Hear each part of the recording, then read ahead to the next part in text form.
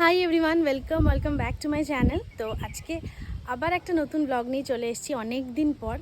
ঠিক আছে, এখন বেশ কিছুদিন আগে অবধিও একটু চ্যানেলটা ডাউন হয়ে গেছিলো, কারণ আমি ভিডিওই পোস্ট করছিলাম না। ঠিক আছে, একদম কোনো না কোনো কারণ এটা ওটা লেগেই থাকতো, তো ভিডিও পোস্টই করা হতো না। তো এখন চেষ্টা করছি আবার একটু রেগুলারিটি আনার, মেনটেন রাখার। ঠিক আছে, তো আজকে হচ্ছে এত সকাল সকালে তো সেজে গুজেছি। কী হয়েছে আমার আজকে, যাই হোক, সেজে গুজেছি কারণ হচ্ছে আজকে যাব স্কুলে। রবীন্দ্র জয়ন্তী সেলিব্রেশন উদযাপন আছে আমাদের।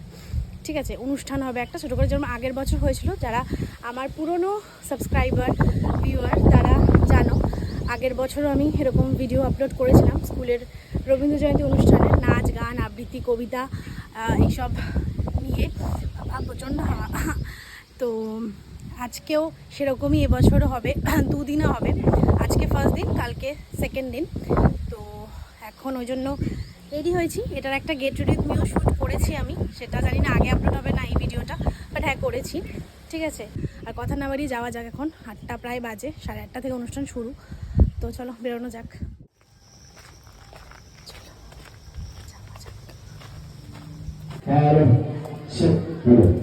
বুঝতে পারবে না, কারণ অনেক ছাত্রছাত্রী অসুবিধা হতে পারে।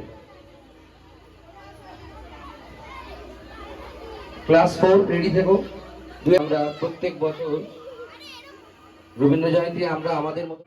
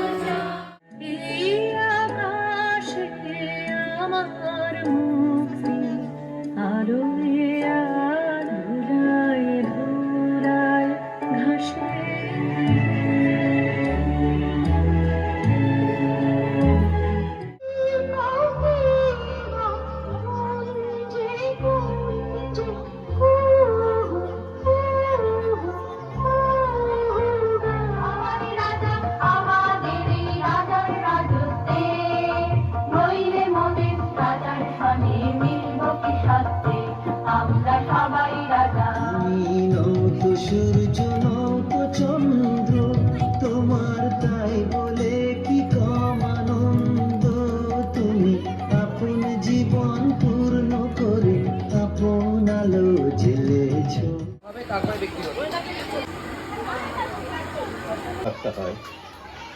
তার কিন্তু ধাত্রীভূমি ছিল শান্তিনিকেতন। সেখানে তিনি মেয়েদের উদ্বোধনের কাজ শুরু করেছিলেন। আমি নাচি নাচাই, হাসি হাসাই, গান করি, ছবি আঁকি, লীলাময়ের লীলার ছন্দ মিলিয়ে। লীলাময়কে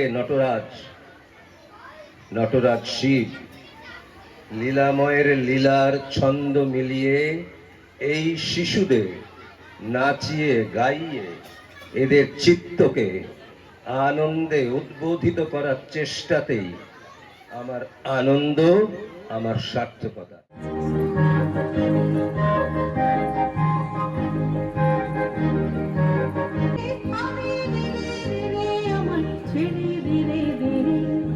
যেমন ছাড়া মনের পাখি মনের আনন্দে রে, বজ্র যেমন বেগে গর্বে ঝড়ের মেঘে, অন্ত আসছে সকল বিঘ্ন বাধার বক্ষ চেয়ে।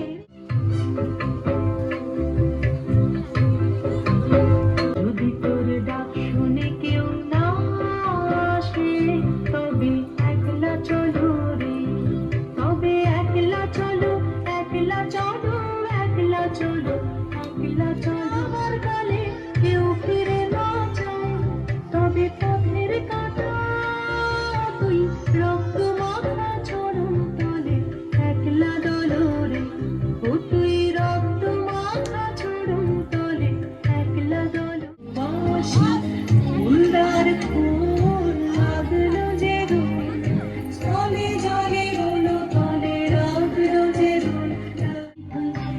চিত্তে মিটি মিটতে কি যে নাচে তাতা থই থই তাতা থই থই প্রাণের সঙ্গে যে মৃদঙ্গে সদা বাজে তাতা থই থই তাতা থই থই তাতা থই থই। এই যে এইগুলো নাচ করলো এসব ফোনে।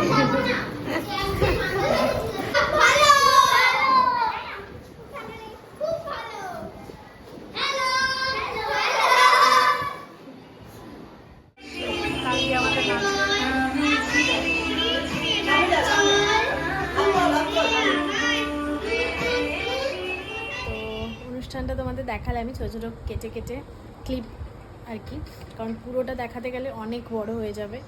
তো দেখালে আমি এখনই বাড়িতে চলে এসেছি, এখন 12:30 মতন বাজে, বাড়িতে চলে এসেছি। আবার একটু লেট হলো, আরও তাড়াতাড়ি আসতাম, 11টার মধ্যেই শেষ হয়ে গেছে। বাট আমাদের রিহার্সাল করাটা বাকি ছিল, তো ওটাই একটু একটু করছিলাম, কারণ আমাদের নাচের অবস্থা খুব খারাপ।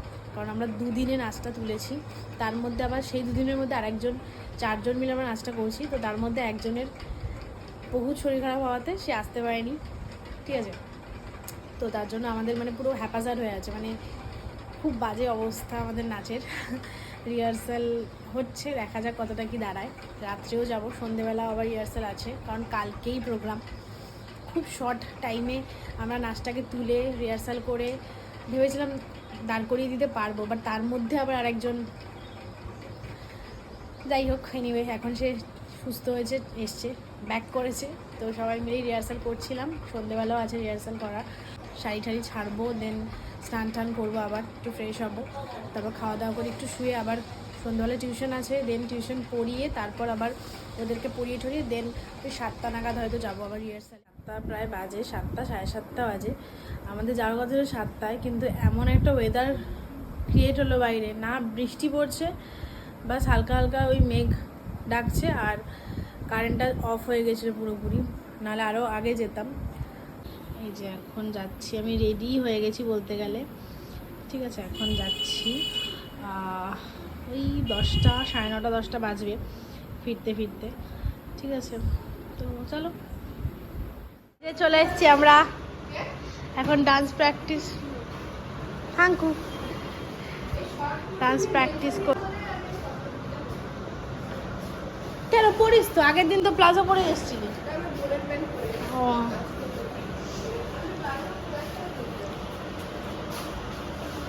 এই যে এটা হচ্ছে অঙ্গনাদি বাড়ির ছাদ। তো এখন আমরা এখানে প্র্যাকটিস করব।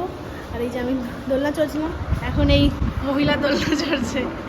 এটা আরেকটু উঁচু হলে আরো ভালো হতো আমাদের জন্য, এটা মানে আমার মেয়ের জন্য, অঙ্গনাদির মেয়ের জন্য টাঙিয়েছে।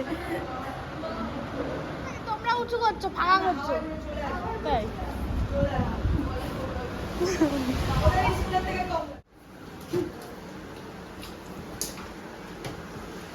মা কি সুন্দর বালিশে ঢুকে গেছে।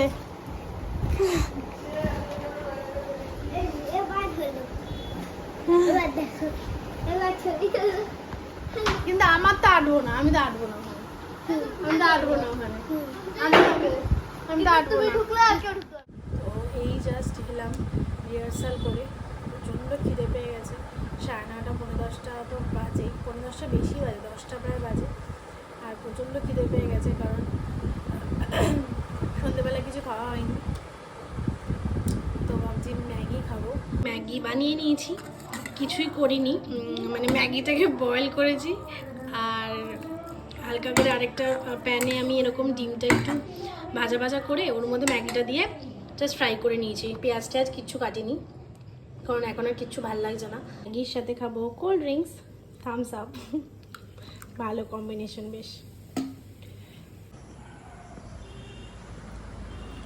সো এই যে বানিয়ে নিয়ে চলে এসেছি ম্যাগি, আর তার সাথে ঠান্ডা ঠান্ডা কোল্ড ড্রিঙ্কস তো ঠান্ডাই হয়, যাই হোক এনিওয়ে। তো চলো এখন আমি খাই, আমার প্রচণ্ড খিদে পেয়ে গেছে, তো খেয়ে নিই। তোমরা এই ভিডিওটা ভালো লাগলে লাইক আর চ্যানেলটাকে সাবস্ক্রাইব করে দিও।